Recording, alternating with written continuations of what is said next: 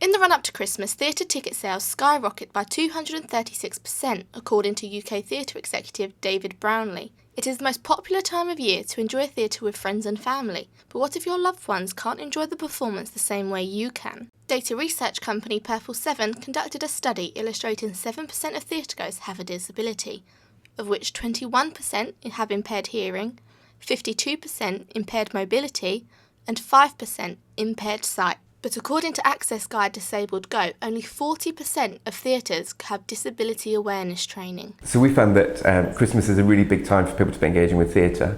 Last year, 10,000 tickets were sold for BSL or signed performances, which is a really fantastic achievement for British theatre. I think that theatres are becoming really aware of how important it is to engage with audiences who've got a disability, and that increasingly that's becoming part of the agenda. So things like the Act for Change project have really put disability and accessibility on the agenda for the arts.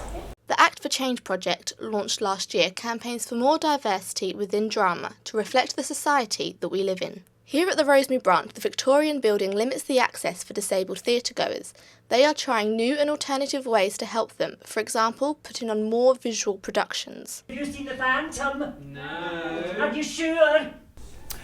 If people are in any way able to go upstairs, then we are delighted to let them in, give them as much time as they like to go up the stairs with a carer or with two carers, or we get people to help them if it's at all possible. And for some people that is possible. So that's what we do, and we have done that many times in the past. Raymond has suffered from 3 strokes and is a regular here at the Rosemary branch. He explains how he enjoys seeing their productions but is finding it increasingly difficult to get up the stairs. I love to. Is personal assistance like this something that theatres should be providing, or is it the production companies themselves? We took this to British Sign Language interpreter and director of the charity Signed Performance in Theatre, Sula Gleeson, to see what she had to say. Because Christmas is the season for panto, most theatres provide interpreters for their panto, if nothing else, through the year. So there's many more options for deaf people over Christmas to go and see pantos and whatever, which is great.